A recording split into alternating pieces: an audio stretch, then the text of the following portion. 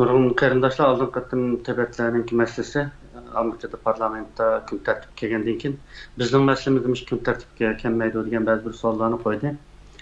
Bizning masalamizning kun tartibga kelishdan boshqa men shu chog'da bir yozma yozib e'lon qildim. Bu qatim shu yozmaga munosabatli ba'zi bir oq ko'rinish haqida bir tahlil yuritib bakmoqchi. Qarindoshlar balkim mening atrofda bo'lgan taraflarimni ko'rsatib berishi mumkin. Shundaqmi tapalığını gül keltirib, tapamağını büvaş biyaz, oyluğunumcu bir tayarlıqını köpçülük ortaqlaşkın keldi. Her qandaq bir iş tayarlığı adam keledi şu, benim düşünüşümde. Biz herkes 5 yaşlı balığa balam kaçlap kirdi, 500 son pulunu vermeyimiz hem de. Şunlaşqa haq özünün 18 yaşlıq balısıga 500 son bergen bolsa, biz kopup, meni atam demiş ki, 500 son vermeydi de 5 yaşlı qalımız bilen desek, bu çek bakması mümkün. Biz şunun kartı aval 18 yaş gelişimiz veya ki özümüzün 500 sonlu bir taraflar ayırganlık iqtidarımızı çek bakması mümkün dep qarayman. Bizim hazır təşkili kurumuzda mesela Tibet'in Sentral Administration'da muaşeli vat qadim 2,5 ming başıdı benim bilişimde. Bularning Amerikada har qaysi davlatlarda ularning ish bajarış o'rinlari va bilganim o'zdim 30-40 adam ishlagan muntim ishxonasi ularni to'xtamay tur iltimos qilish bu ishlar qarshidir. Shunlashqa menimcha biz qanday tayyorlik qilishimiz kerak degan bir narsani o'tirg'a chiqish kerak. Bu masalada ba'zi bir qattiqroq atalg'ularni ishlatishni xohladim. Qarindoshlarimizning biz hammaga tayyor davlatni meni biz boshqara olamiz deb to'sh ko'rgan ba'zi bir qahramonlarni ko'rgan bo'ldik. Shundaqmi bizning tayyorligimiz ishimiz, bizning iqtidorimiz bog'liq ishimiz. Biz bir millat, yaşarken milletga o'xshash, quloqlarimiz, qosh ko'zimiz, burnimiz, aqli iqtidorimiz kam emas. Shunlashqa boshqa millatda bor kamchilik bizdimi bor, boshqa millatda bor ortiqchilik bizdimi bor, boshqa millatga qarshi biz albatta qila olamiz. Ammo navbatda bizning tayyorligimiz bo'lsa, bizning tayyorligimiz shu qadar razil va badbashlar. Biz kirgandan keyin tushunishimiz mumkin. Oldin qatim bir qarindoshimiz bilan mushtoqlik paranlashib qoldik. U qarindoshimiz nihoyat ranjigan holatda Uyg'urlar tayyorlik chaqarsan kelmaydi, ukam hozir Navadı London'da bekar berse Uygurlar menli London'da bizgi beri barayla desek neçik bir dikaydı deyişini yanmaydı o. Avrupa kilovatkallarını sen inqilab kızıqıp kilovatı dep qarab qalmagın. Norvegiya Gollandiya kilovatkallarının 99%'i iqtisadi yaxşıken bekar pul taqtıkende kirgit boyaga degan. Estağfurullah. Ahanat algan bolduq bu işni. Amma vatanning işini bunun oqshat qilolmaydi şu.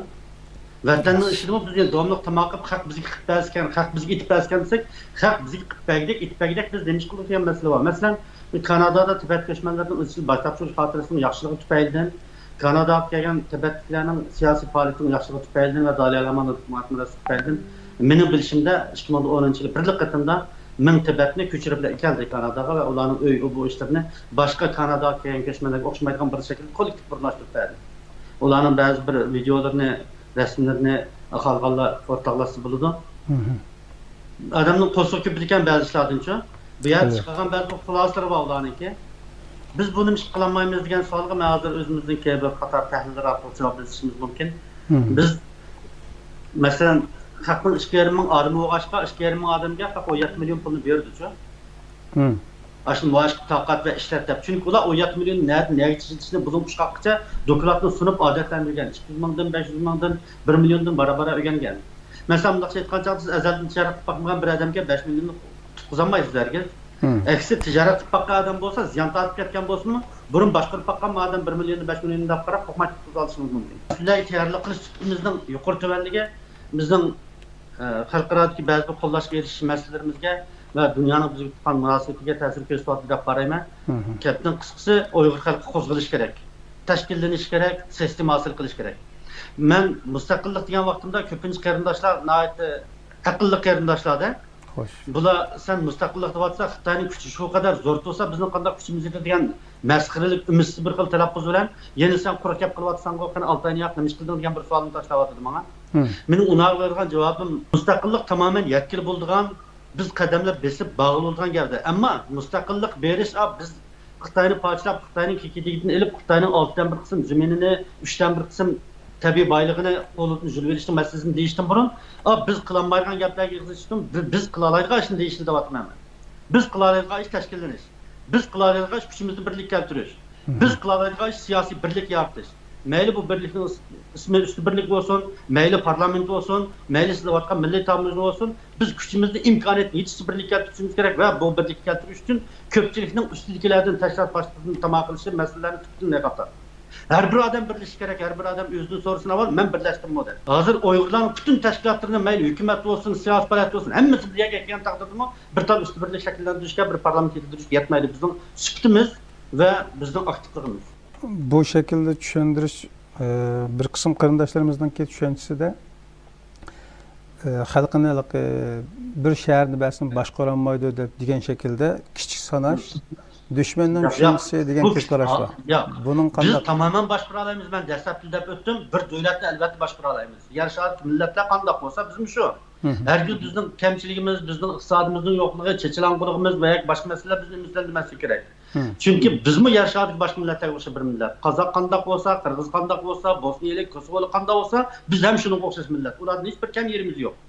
Bizim hatta aqliy iqtidorimiz ba'zi jihatdan ularni ustun buzishi mumkin. Ular o'zining tarixini to'xtatmaganda bizning Mahmud Qashqarlar tarix yozgan bo'lishi mumkin. Ular o'zining milliy davlatni qurishga intilmagan vaqtda bizning qarindoshlarimiz, ajdodlarimiz milliy davlat qurish uchun o'zining istiqbolini pido qilgan bo'lishi mumkin. Bizning nurg'un boshdan oldi qo'ygan farqlangan taraflarimiz bor, bizning ishonchimiz ham bor. Shu ishonch bo'lg'achqa biz deyapmiz bu gapni. Ammo hozirgi pozitsiyani o'zgartirish kerak. Millatning mujda qirilib ketish xavfi ostida, millatning 5 yil 10 yil ta'til sanab bosqichi vaqt kelib qoldi deyotgan ahvol ostida hammaylar tashkillanish kerak. Hammaylar uyg'unish kerak. Hammaylar o'ziga tava bir tashkilotni mayli dunyo o'rtagan peşin tutsin, mayli o surgun hukumatning birasini peşin tutsin va yoki boshqa tashkilotlarni peşin tutsin. Chuqur uning bir siyosiy tavallik bo'lishi va bu siyosiy tavallik vatanning mustaqilligi uchun kurash qilayotgan bir sistemini barpo qilish kerak bo'ladi bu yerda. Bizning deyotgan gapimiz bu. Ammo ko'pincha masalani cho'ng gap qilayotganlarimiz o'zi hech qanday tashlab tava olmagan. Men oldin qatorliq bir programmamda deb o'tdim. Dunyoda men hech qaysi qo'shin tava emasligiga oshkor bo'lmaydi uchun. Yani Masovrovning mashhur gapi bor. Düşman bilan faqat jang maydonida uchrashmaydigan qo'shin mag'lub bo'lmay qolmaydi deydi. Harbiy kuchning eng asosiy shartlaridan biri harbiy ta'lim tarbiya. Ya'ni insonlarning tashkillanishi bu harbiy kuchning eng muhim bir qismi. Bu SWOT analizi deganning har qanday bir masalada, mas'uliyatni bazaga solishda va yoki muayyan bir masalani qaror qilishda qo'llanilgan bir analiz shakli bu.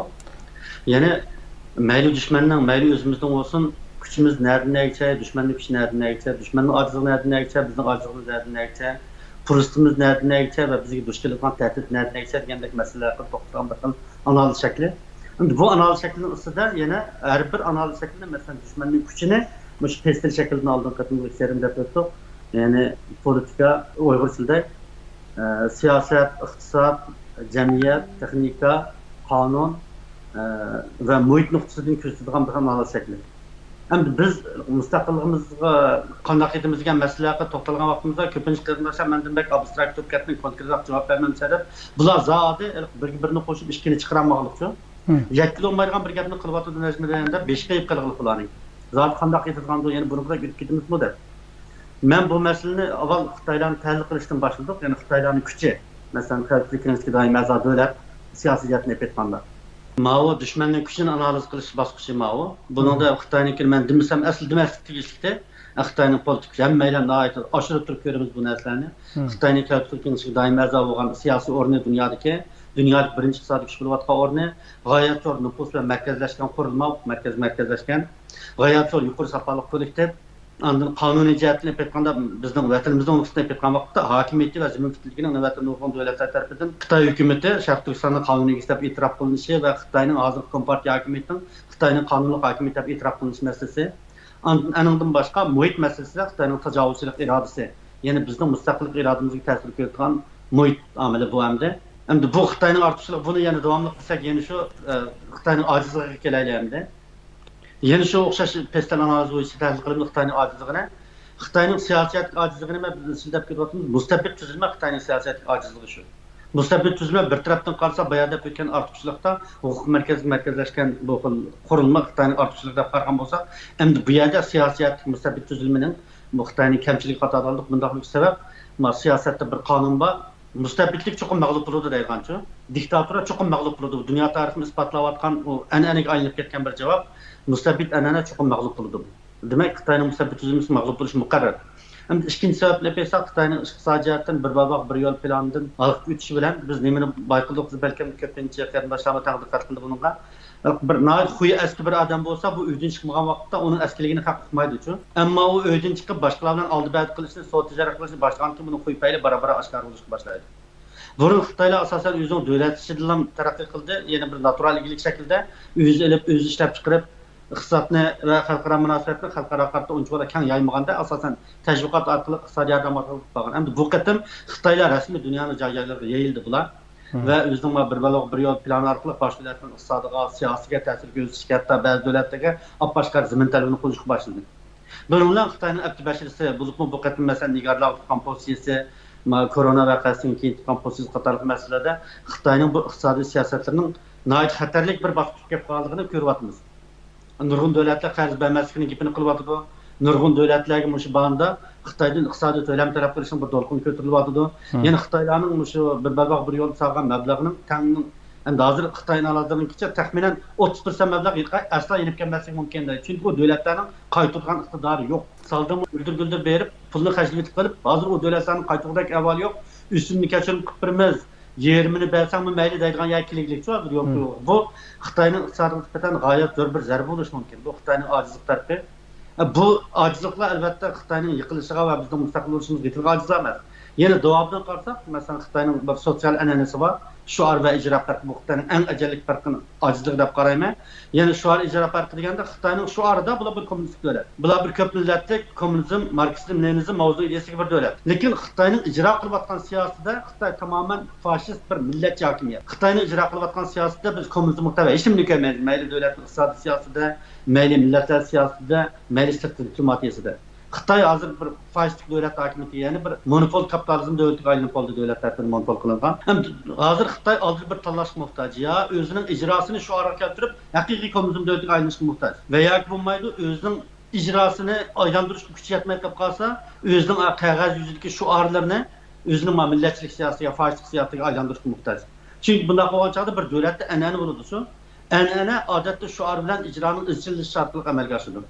Bunun devatqını başka, kılvatqını başka olsa, bular keyinki avlat izbasarlarını yetiştirishda mas'ul yo'l qo'ydi. Masalan, hozir partiya maktablarida bular adab yana kommunizmni yutyapti deb qilib, ammo ijro qilayotgan siyosatda butunlay faşist millat siyosati ijro qilyapti. Bu ahvol uzun davomlashmaydi. Shuni o'tirib surkilish hokimiyatning ichidimi bo'shliqni ve sistemning mustahkamsizligini keltirib chiqadigan bir sababga berish mumkin deb qarayman. Andin yana bir texnologiyada pasif odimlik deb qo'ydim. Qoida bo'yicha texnika saviyasi Xitoylarniki nurg'un odamlar biladi. Masalan, Baxshi texnikasi va yoki shu odam bo'shlig'ini GPS'larni belgilaydigan Xitoylarning shimoliy qutbdaydigan Beyduşing deydigan bir yo'l boshlash sistemasi. Musolada Xitoylar qatan texnika dunyoning oldin qatorida menayotganda ko'rinyapti. Lekin Xitoyda nihoyat pasif odimlik bo'lg'achqa Xitoyning xalqliq texnikalarining ko'pinchisining texnikasi boshqalardan kelgan mutlaq qolmay, ya'ni yolg'on doklad bor bu yerda shu. Bu yolg'on doklad bir tarafdan dunyoga nisbatan Xitoyning texnikasini yuqori ko'rsatgan va Xitoylarni bizda haqiqatan mushtaq texnik bo'g'ishlarni ishontirib qo'yayotgan bo'lsa, yana bir tarafdan mayarikma pasif odimlik, yolg'onchilik, davlatning pulini aldash, voy men ma'masini nal qildim deb davlatdan milliardlab pulini u pulni xarjlab olib, amniyat uni yolg'on bir narsani ko'rsatib, qonunchilarda oldin qatim Shimoliy Koreyaning bir qorayaroq paratida mush masala bo'ldi. Ularning etmangan bir boshqarilgan bombasi amniyat qalay tonni sirlab qo'yibdi bular. İçki top qatlabchi. Xalqning oldida paratni o'tkazishga ishlatibdi uni amaliyotda yasab qo'yilgan bir narsa plandikida. Demek bu sosyal devletlerde bulupmu şu Xitoyga o'xshash, Shimoliy Koreyaga o'xshash haddidan ziyod mustabid va davlat hammani vazifa orqali qilgan bir joylarda kishilar o'zining vazifasini o'rganmay qolishidan qo'rqib, xuddi 60-yillarda Xitoyda ochalik yuz bergan vaqtda 1000 kilo oshliq chiqadigan, bizdan 2000 kilo oshliq chiqdi deb ma'lum qilganga o'xshash xizmat ko'rsatib vazifani o'rinlash uchun ham keyin kelgan boshliq oldin kelgan boshliqdan vazifani oshirib o'rinlash maqsadida mustaq yolg'on texnik ma'lumotni qo'lga ishlar va shu Xitoyning dunyoga ko'rsatayotgan xalqlik texnikalarining nurg'unlarida aziz mushtatdan Jushingda va Huawei'da yuzagan ba'zi bir sirtchiliklarni oshkor bo'ldi. Amaliyotda Xitoyda xalqlik texnika yo'q. Xitoyning bu pasif odimligi, yolg'onchiligi, ya'ni bu Xitoyning texnik kuchli davlatda ko'rsatayotgan bilan amaliyotda xalqlik kelgan vaqtda Xitoy balkim bir tal yipning sug'urilishi bilan tang butkul mojarlar chechilib ketgan darajaga qolgan bo'lishi mumkin. Andima qonun nuqtasida aytgan chog'da yana deb aytdik, shuar va ijro farqida bayotin buni ijtimoiy masala sifatida eg'izga oldik. Xitoylarning o'zimi hozir o'zining qilayotgan ishlarining qonunlik ekanligiga jazm qilmoqchi. Chunki kompartiyaning asosiy tuzilmasida va bular izchil shu partiya maktablarida o'qitilgan kommunizm an'anasining o'zida va Shi Jinpingning ishqorotini ortiq vazifa o'tish degan narsa bu kommunizm an'anasiga hatto Jumhur davlat bo'lgan yo'q kelayotgan an'anaga xilofchi. Buni har qanday bir sabab bilan qonuniy jihatdan tushundirish amalsiz qoladi Xitoyda. Bu qonuniy jihatdan o'zining fuqarolariga o'zi tushuntirishiga amalsiz qolgan bir ish bo'lsa, yana bir jihatdan Xitoy o'zining xalqaro bo'lgan munosabatida hozir özünün mesela Uygurlar bo'lgan bastırış meselesini, Tibetlarni bastırış meselesini, Şarq Türkistanning mustaqilligiga tutayotgan düşmanlik ve çektin aşkan faizlik siyasetlerini kanun cihetini aqlashni ig'ir mesele yo'qdi. Buni Amerika'nın muşqatinli qonunini ma'qullash vaqasini ko'rib olib bo'ldi. Bu mesele kundan kunga ig'irlishi mumkin. Çünkü Xitoylarning dünyada birinchi bo'lib davlat o'lmanda vatgan zo'ravonligi biz ichida vatgandek bu Amerika'nın dünyada rehberlik o'rni qilingan bir xiris bu. Bu ahvolda Amerika bu osonlik bo'ldi qilmaydi bu masalani. Endi bizmi mushu fursatni ko'rayotgan bo'lg'achqa Amerika'nın Xitoyni parchalashdak strategik ehtiyoji bilan bizning Xitoydan qutulishdek bir strategik ehtiyojimiz ikkisi o'rtaq dushmanga duch kelgan bo'lg'achqa biz Amerika bilan ittifoqlashib qoldik. Mana endi bizga fursat kelgan bo'lishi mumkin. Bu fursat balki bizga kelgan eng oxirgi fursat deb turib bu fursatni qayta ta'kidlayapmiz 2 yildan yoqi. Şunlaşqa bu Xitoyninki masalan davlat siyosatining sirtqi muhiti va ichki muhit nuqtasida aytgan chog'da nihoyat ojiz deb qarayman Xitoylarning bu narsasini. Nihoyat kuchli bir bino deb qargan bo'lsakmi, bu binoning amniyat turiga faqat bir bo'lib, jinidagi bir turik bu. Agar bu turik yiqilib ketsa, davlatning butkul sistemasi vayron bo'lib ketishi mumkin. Mana bu Xitoyning ojizligi. Xitoylarning ko'z oldida qanday fursat bor deb qaraymiz masalan. Aktiv fursatni asosan bayqamaymiz, u yerda biz qo'shib oladigan tarafimizchi. Biz için Uygurlar fırsat geldi, bizga Şarq Türkistan fırsat geldi degan vaqtda biz bilan Amerika'nın stratejik menfaatini bir yerga kelib qolganligini ko'rib deyapmiz bu gapni uchun. Bizning o'zimizning kuch bo'lmagani bilan ittifoqlashgan kuch bor turdi. Qaraganda biz mush fursatda bir amal qila oladigan turimiz deyapmiz. Ammo Xitoyning ko'z oldida kelayotgan fursatning bu tursa Xitoyda bir o'tkinchi an'ana bor. Ya'ni Xitoylar mana boshqa sotsialist davlatlarga va boshqa davlatlarga o'xshash uzil kesil qilmaydi bir ishni uchun. Mesela Fransa'da yüz vergen inkılapta, Rusya'da yüz vergen öktebde inkılapta padişahların beşini etlam onu yeni hakimiyet tükengende. Lakin Xitoylarda qarsak padişahların beşini algan undaq hikayeler bek az uçraydı. Nəhayət aslı özgürdü bu hakimiyet. Hatta ki biz yakın zamanda bildiğin Çin Sultanı padişahının meselesinde bunu puyunu aslı uzatıp ta 60. yıllarca bunu kaşıdı toxtutup ahir başını kişilik düşüp başında tükep kettiler bu biçare. Demek Xitoylar nəhayət aslı qılıdı bir işin üçün. Padişahının edvini bədi onu öldürüp düşken onu dağı işğal pek aldırıp ketmeydi. Keskin bulmaydı bazı işler için. Mesela bu şu komünizmnin kapitalist bazar ilgili yetiş meselesi de başka sosyal devletler ait kat boran çapkınlığı, Orbulayının pahalılış meselelerini mesela Sabah Sovyet Ittifaqı qaraygan bolsak, bütün işlep çıkarış vasıtalarının tuyuqsuz özgürlükle maslaşanmaslık meselesini başını geçirdi. Lakin Xitoylar nəhayət asta avval bir kısım karxanalarını boşdup, onun adamlarını bitirip boğan için ikinci bir kısım karxanalarını boşdup, muşda kadem devletini özgertip, əslindəki planlıq iyilikdən hazırki tamamen bir kapitalist iyilik ötüp oldu. Bu Xitoyning bu sılık özgürlük ənənəsiga maslaşış üçün belki Xi Jinping'in işqara vazife taşıya tayinlagan bo'lishi mumkin deb o'ylayman. Ondan ekonomik jihatda Xitoyga masalan bayada ba'zi bir xiristlar kelishi mumkin koronadan keyin. Ammo Xitoyning yana taraqqiy qilgan bir fursat bor, chunki Xitoyning GDP'si to'yinmagan GDP. Yevropa ve Amerika'ya qaraganda uchun. Anda o vakit Xitoyda hozirgacha bu bayashaqlik masalasi olmagan, hatto kiyim-kechak masalasi olmagan 400 million odam bor. Shunga to'yinmagan milliy daromad ega davlatlarning iqtisodiy eshishi har qachon milliy daromad qo'ygan davlatlarniki yuqori bo'ladi. Masalan, Yevropaning iqtisodi eng yaxshi bo'lgan vaqt 1%, 2%, 3% bo'lgan bo'lsa, Xitoyning yaxshi bo'lgan vaqt turgan hatto 10% da ishib ketgan chog'lar va 11% dan mangan. Bo'lmaganda 8, 9, 7, 8 million qilibdi. Demak, Xitoyning to'yinmagan milliy daromadi iqtisodiyotini Xitoyning davomli oldiga menişiga turt bo'lishi mumkin. Bu bizga bir foydasiz zamon. Ammo Xitoylarningki ijtimoiy jamiyati bundan keyin qanday bir fursat kirish keladi? Texnik jihatdan Xitoy foydali va foydasiz qanday bir fursat bor degan masalaga menimcha hozir baldir gap qilishdi. Buni shu vaqt kelgan chog'da bir narsa deyishimiz mumkin. Ammo qonuniy nuqtai jihatdan aytgan chog'da Xitoyning junqo tushadigan bir masalani o'tirib qo'yishi biz bayonda o'tganga o'xshash Xitoyga nisbatan ajallik bir o'lim fursatini kelishi mumkin bu narsa. Ya bu bir bo'lsa Xitoyni dunyoda birinchi bo'lib kuchli chiqardi ve yoki Xitoyni dunyoda vayron qiladigan bir narsaga aylandi. Ondan muhit masalasi yana Xitoyda Patikanda duch kelgan masalan Xitoyda hokimiyat olinish yuz berib qolsa va yoki Xitoy demokratik tuzum g'alaba qilib qolsa va yoki undaq bo'lmagan taqdirda hozir yana davom qilsa Xitoyning siyosiy muhiti va bizning mustaqilligimizga yaratgan xalqaro muhit qanday bo'lgan masalani hozircha men bunga javob bermay qo'yman. Bu masala bir tarafdan bizning tayyorligimizga, yana bir tarafdan Xitoy qarshisiga ilib kurash qilayotgan Amerika qator davlatlarning sezgirligiga munosabatli masala bu. Bu masala haqida men hukm qilishga ojiz kelaman albatta. Xitoy duch kelayotgan tahdid masalasi. Xitoy siyosiy jihatda davlat ichi va sirtidan kelayotgan Xitoyning o'zining vatanparvarlaridan demokratiya cho'qonlariga duch kelyapti. Bu Xitoylarga hozir bilinmagan bilan amniyat duch kelayotgan birinchi so'ng tahdid bu. Chunki bu Xitoyning siyosiy tuzilmasiga ilingan tahdid mavjud. Biror payt zaminning masalasi emas. Bu eğrilik derecesini Şangay'ın meselesidir mi eğri mesele, Tayvan meselesidir mi eğri mesele. Tayvan zaten uzundan yakın Xitay'dan siyasiyetini ayrım bir gevde, onun qo'shilmasligi qatorliq masalalar Xitoyning umumiy siyosiy qurilmasiga bir tahdid etganmaydi. Agar urush ko'tarilgan taqdirda u rayon masalasi uchun. Ammo Xitoydagi demokratiya cho'qonlari garchi kichik ko'rinismi, amaliyot bu xalqlik masala bu. Xuddi bu yurak kasaliga o'xshaydi bu. Qo'lga qarab saqlab o'ylaymiz buni. Ammo yurak kasali cho'qsiz tutgan vaqtda bu muskul qilmish bilan u dunyoga ketib qolishi mumkin. Shu sal qarg'ilmaydi bu masalaga.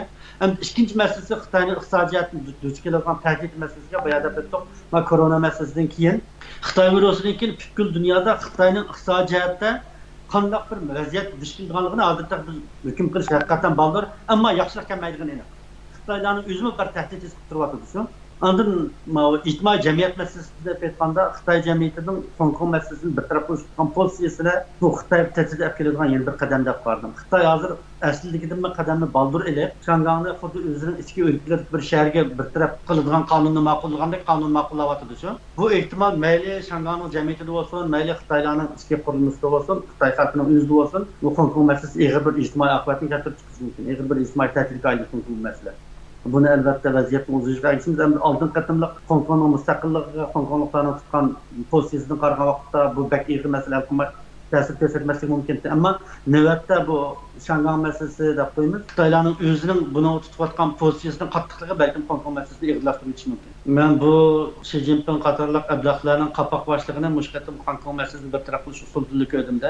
Asli Hong Kong masalasi bu qadar qattiq vaqtda ular yangi qonun chiqarish ehtiyotchan bo'lishi aqlga muvofiq, Xitoyning siyosiy an'anasiga muvofiqda. Ammo ular o'ziga bak ishonish kerak. Uyg'urlarning bak ojiz chog'lariga o'xshash, Hong Kongliklarning bak ojiz chog'lariga bo'lsa kerak. Shuna hisob qilmaylan bir qarorni chiqaryapti. Buni bir hisobda bizning foydamiz deb qarayman. Qarmoqqa Hong Kongda uvalvog'ada ko'ringan bilan amaliyotda Hong Kongda bizda yuz bergan voqealar yuz berish boshlagan vaqtda bizning ishlarimiz ham yaxshi. Endi bu ba'zanlarga nisbatan rayimsiz olindi bu gap. Men izchil shuarim shu. Agar Xitoy bizni tinch qo'ymasa, bizmi Xitoyni tinch olmasligini umid qilish haqimiz bo'ladi shu. Andin qonuniylik nuqtasidan Xitoy turgan yana bir tahdid Xitoyning hukumati saylanmasiz hukumatchi ommaviy asosda ojiz. Xitoyning ichida Xi Jinpingning qo'lida huquq vaqtda Yasun Xi Jinping deb to'lgan bilan Xi Jinping huquqni ayirgan vaqtda onun uchun jonni sep ketishni xohlaydigan odamlarni bo'lishini atayin. Hatto Xi Jinping atrofidagi kompartiya a'zolarining ichidami Xi Jinpingni qasash kitib bilib turayotgan necha million odam bo'lishi mumkin. Shuningdek Xitoyning bu saylanmasiz hukumati ommaviy asosda ojiz bo'lgan bir rahbariy qurilma bu. Bu narsani yo'qsa partlaydigan yurak kasaliga o'xshash Xitoyning ichki qismini ushirgan bir qararsız bomba. Andin yana bir ichki ma'lumotchilik deb qo'ydik. Kompartiyaning rahbariyat sistemasining ichidagi masalan Juyunkanning qo'llanishi va uning boshqa harbiy sohada ba'zi materiallardan qarasak taxminan 5000 ga yaqin general mayordan yuqori Xitoy generallari bir taraf qilinibmiz. Buning rostiga qaysi darajada o'qimaymiz yo o'tkizlar ko'p turibdimi? Agar shunday bo'lsa, bu 5000 odamning har birisining munosabatlik 10 dan 20 dan 40 dan 50 odamlar bo'ldi, ularni o'stigan odamlar bo'ldi. Uzun mazgil harbiy ishlash jarayonida bularning paydo qilgan bir siyosiy aloqa chambiri bo'ldi bularning uchun. Bu hamma odamning chavoq chepib, kelib bu yerda Xi Jinping hazratlar to'g'ri qilyapti deyishni atayin. Shuningdek Xitoyning ichki qismida ichki ma'lumotchilik chiqishi nihoyat muqarrar. Bu Xitoylarningki hozir deb o'tdik umumiy analiz shaklidan qaragan vaqtda Xitoyning ortishuv bilan masalalarimi bir patman turibdi. Endi gap mushu masalalarga qarata bizda qaysi darajada tayyorlik bor? Biz bu gapni endi o'zimizdan so'raymiz, bayaqi gapimizga endi qaytib. Men 2018 9-26 kuni yo'llagan masala ekan bu. Aslida Independence for East Turkiston deb men ishlatayotgan bir taklif bor shu yozimlarimizda. Keyin bu taklifni Abdurahmon Hasanning tirishchanligi bilan nurg'un odamlar qo'llangan bo'ldi. Hatto Najmiddin mustaqillik demayotgan degan odamlar mush taklifni ko'rgan bo'lishi mumkin. Amaliyotda men buni 2018 ikkinchi oydan boshlab qo'llaman. Temani o'zi qaytib kelsak, men shu chog'da 2018 bir temani qo'ydim. Odatda mening temamga bir 40lik inkas bo'ladi, 70-80 ni taqiladi va yoki 100 inkas qiladi. Ko'rganlarning 3000 tema bo'ladi. Ammo men bu yozmamni bir qisqa o'qishmi, nurg'a odam ko'midi, nurg'a odam taqatmadi. İnkas mı cık yazılmadı. Çünkü benim bütün yazımlarımın içinde inkas en az düşken, en az şehir kılınan tema oldu. Dikkat celep kalmadı. Ama bu mesele ne oldu sen? Ben dedim, Şarkı Türkistan meselesindeki barlık mağlubiyetimiz Xitoyning cevaplarının emas. Belki vatanperverlerimizdeki şahsiyetçilik, cahillik, bilermenlik, gumanxo'rlik, guruhvozlik, yo'l qo'yishni bilmaslik, maydon uzilkasi bo'lmaslik tufayli mag'lub qilyapti. Yana masalan hukumatning 4 parchaga 5 parchaga parchalashda qaysi birimiz Xitoy ishbinavat parchalatdi deyamiz buni. Yana masalan Siltim Turk bilan dunyoga qo'ltirib o'tirib yurgan ziddiyatda qaysi birimiz Xitoyning admi parchalatdi buni deymiz qilamiz. Oddiysi mushqatning ustibirlik masalasi bilan, ustibirlik tashabbuslari bilan Aslidagi an'anaviy tashkilot rahbarlarining o'tirib ba'zi ziddiyatlar kelib chiqdi. Qani qaysilar Xitoyni ish bilan keltirib chiqardi bu masalani deysizlar? Buni bizning shaxsiyatchiligimiz keltirib chiqadimi emasmi? Jahilligimiz keltirib chiqadimi, chiqarmadimi? Bilarmanligimiz keltirib chiqadimi emasmi? Gumonxo'rlik keltirib chiqadimi, chiqarmadimi? Guruhbozlik, yo'l qo'yishni bilmaslik, maydon yuzikasi bo'lmaslik, yana takrorlaymiz. Bu masalalarimiz hal bo'lmasa, biz elg'o davlat qurishning masalasiga bir do'konni qurolmaymiz birlashib. Estağfurullah. Yani bazı ilim sahibi qarindoshlarimizningki jamiyat kuzatishdan keyin bugungi real vaziyatda eng muhim narsalardan birisi jamiyat qo'llanmasgan degan xulosaga kelganlar bo'ldi. Ya'ni insonlar o'zining atrofidagi o'zi bilan va taqdir qismatlari bilan bevosita munosabatlik bo'lgan sohalar bilan qanday munosabat ilib berish, aloqa qilish, axloqiy mezoni, qoida prinsiplarni bir qo'llanma shaklda sistemlik tuzib chiqib, umumiy savodga aylantirish lozimligini o'tirib qo'yganlar bo'ldi. Hozir sizning da'vat qilingan shuning jiddiyatidan bir parcha kelmadi. Masalan, men bayatında o'tdim, bizda üst birlik shakllandimi deyli, parlament shakllandimi deyli. Bizda tashkillanib, ash parlamentga o'zimizning vakillarini avatlaydigan bir siyosiy qurilma va yoki ash üst birlikka o'zimizning orasidagi ma'adam bizning fikrimiz vakillik qilalaydi deb biz avatib beradigan mayli 5 kishilik bo'lsin, mayli 10 kishilik bo'lsin va yoki 50 va yoki 100 kishilik bo'lsin, ashuna bir ushaq tashkiliy qurilmamiz bormi? Birimiz har qanday bir qo'shinda tashkiliy qurilma degan, masalan, 4 kishi bir dünya oldu mesela Uygurlar burun çavuşu deyimiz 4 askerni başqurgan adamni 15'in ustida 105'in ustida 1005 har qanday tashkiliy qurilma bu xil shaklda bo'ladi shu. Ya'ni bizning tashkillanishimiz yetarsiz. Men har qachon qarindoshlar deyapman, qarindoshlar tashkillanaylik desam, bu qilib jango'g'ani chaqamamsa bizni deydi-da. Jango'g'ani sen miltiq tutishni bilamsan. Sen balkim insonlar eng avval siyosiy tarbiyalanishdan keyin o'zining iqtidoriga asosan taqsim qilingan vazifani elib shu vazifani o'tsin chiqishni o'rganish kerak. O qurollanmagan bir odamni oldin sap ko'rmasa, ham o'zini ham qo'shinni mag'lubiyatga uchratgan bo'ladi. Ham dushmanga o'qni boshliq ot degandan burun otgan odam odatda harbiy inson jazolandi. Boshliq o'qni ot deganda otdi, to'xta deganda to'xtaydi, tur deganda turdi, qop deganda qopdi. Shu chog'da bu askardan va bu qo'shindan umidvor bo'lish mumkin. Qarindoshlarimiz eng avval bir tashkilotga kirishi, mayli qaysi tashkilot bo'lsin, shu tashkilotda o'zining tarbiyalanishini tamom qilishi va shu tashkilotning topshirgan vazifalarini o'zining o'rganish vazifasini o'rinlash orqali o'zining kelgusidagi mustaqillik uchun kurash qiladiganlar bir siyosiy safa bir o'rinni belgilash kerak.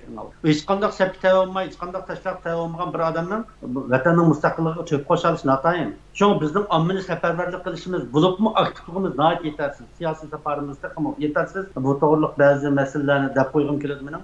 Siyosiy safar masalasi qilgan chog'da bir odam bilan mijozi kammislar, uning e'tiqodi, g'oyasi o'zidan o'xshash bo'lishidan qat'iy nazar, uning bilan dushman bo'lib sapni ayirib oladigan. Bizning ba'zi tashkilotlarimizning ishtirokida masalalar chiqib yotadi. Yana bir andin bir aniq xaritasi to'g'ri bo'lgan bir siyosiy tashabbus ko'z oldida tursa-mu, o'zini taroziga solishni bilmaydiganda, men qanchalik odamdim, men qanchalik ishni bilibdim, ma ishning mavzusini chiqalaymanmi, demaylam yugurib beribman, o'zini rahbarlik ko'rsatib, oyada chadozni qurib o'tirgan bir kishi bor-ku. Amaliyotda bizning ahvolimizda taqa bu chadozni qurib o'tirib loyiq bir odamni men bayqamadim zaten hech qanday bir sohada. Bu bizning qadam bosishimiz orqali menib tirishchanlik ko'rsatib, qo'lga kelgan natijamiz orqali belgilangan narsa. Bir odam sizga milyon pul bersa milyon urib qolmaysiz. Siz birdan 100ga, 100dan 1000ga, 1000dan 100 mingga mujnaq chiqib, eng oxir milyonni topgan vaqtingizda anda milyon urib olasizda. Shu biz yo'g'on narsalardan qo'rqib ketib, kichik narsalarni ham tashkil qilgan ma'nodarlikni to'xtatib, kichik narsalardan boshlab qilg'ash tursak, yo'g'on narsaga yiqilishib qolmasa o'zimiz bilib bilmaymiz. Shu hozir bizning ishlarimizda Xitoy aralashgan yoki kelmadi. Masalan, oldin qatnamam bir litseyamda dedim.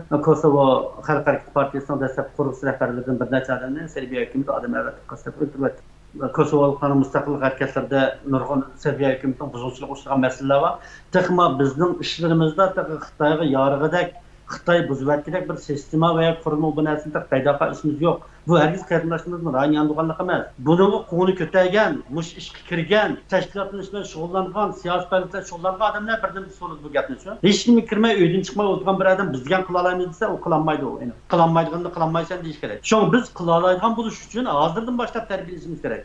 Biz hozir ikki xil ko'z qarash bor ekan. Birisi qila olmaymiz deb uni tashlab o'tish, yana biri bizga qila olamiz jumo deb qila olmayman deb qo'yib hech kimga aralashmaslikda.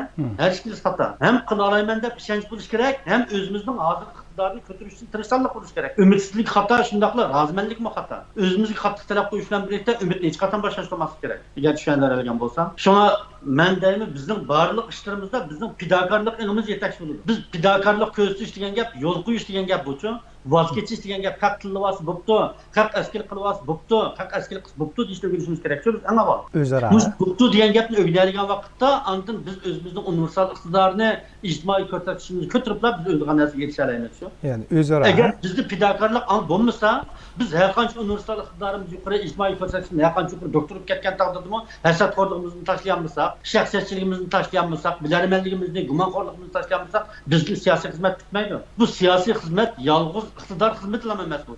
Sistema xizmati bu.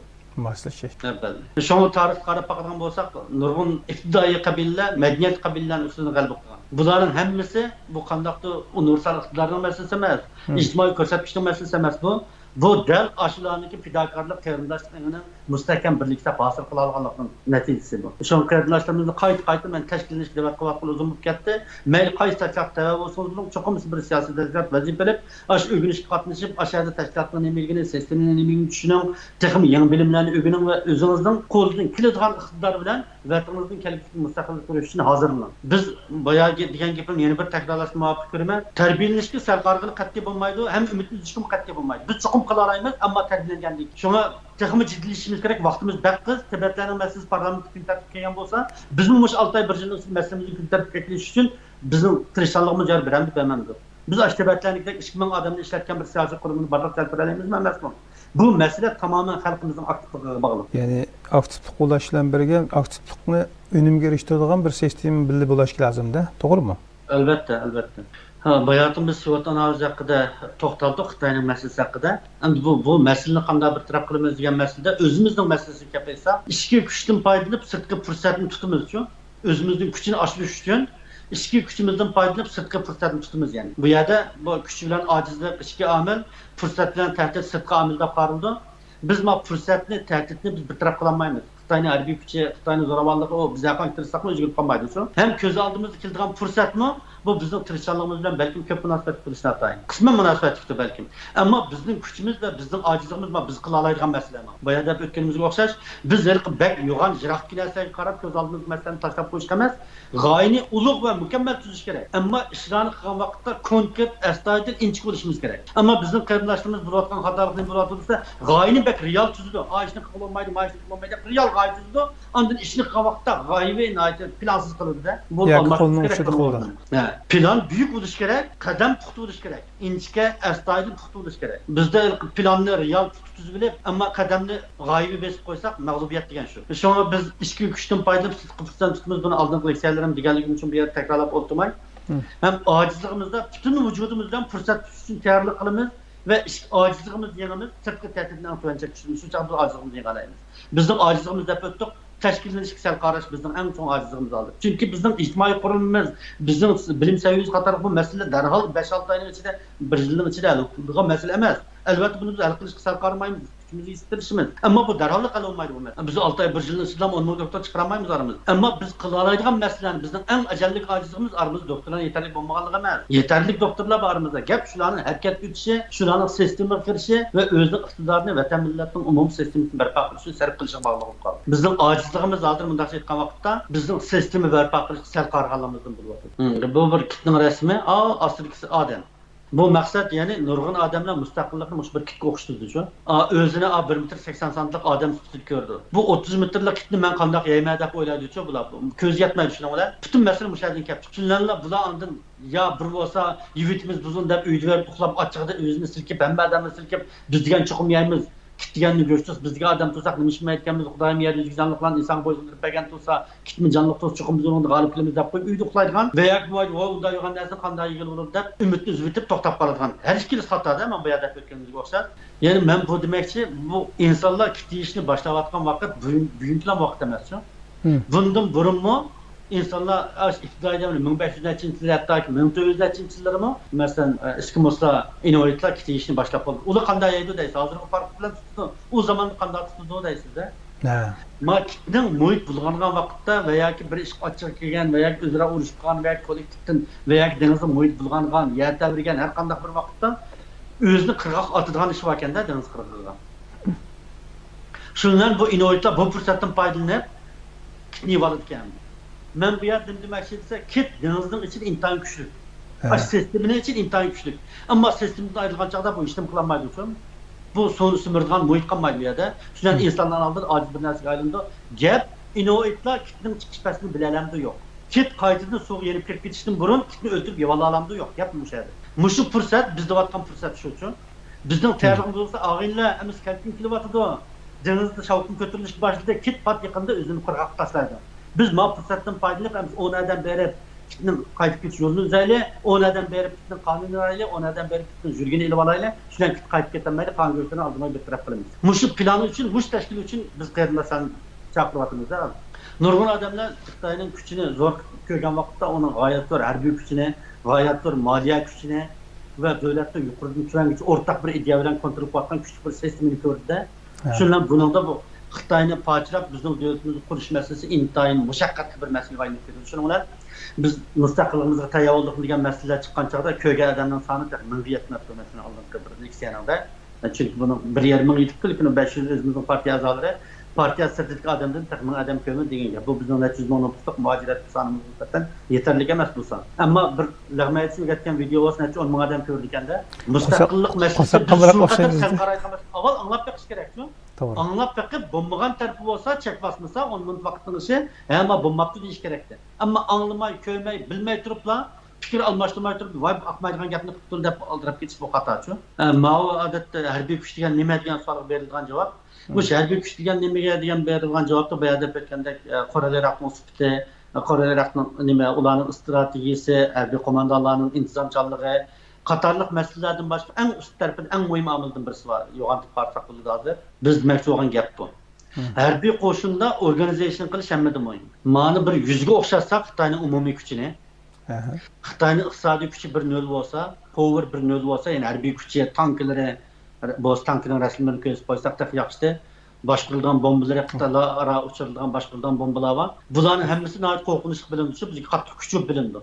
Ammo organizmdan ayrılgan chaqda ma'nasan hech qaysi ishlaydi shu kepallar. Demak, Xitoyning kompartiya hokimiyati o'zgan vaqtda Xitoyning barliq harbiy kuchlari, Xitoyning barliq iqtisodiy sistemlari faollashtirdi. Biz shu bir fursatda o'zimizning davlatimizni qurish uchun Uyg'urlar hozirdan boshlab tashkillanishni o'rganayli, siyosiy partiya qurishni o'rganayli, siyosatni tarbiyasini kuchaytirayli deyapmiz. Mustaqillik masalasining biz voz kechsak bo'lmaydigan birdan-bir hayot qiyimiz ekanligini bilgan ekan, bu masala yo'lida biz albatta tarbiyalanishga, albatta tushunchamizni oshirishga, Najmiddin nima ish qilayotganda, Jumhuriyet partiyasi nima ish qilayotganda deb ko'ngil bilishga majburdik aslida. Shunga men deyman, Xitoyning organizi pat yaqin vayron bo'lishi mumkin. Organiz vayron bo'lib ketsa, power bilan ekonomiyani qaysi partiya kontrol qilindi u chog'da? Demak, biz mush fursat uchun oldin boshlab tayyorlab ko'rishimiz kerak.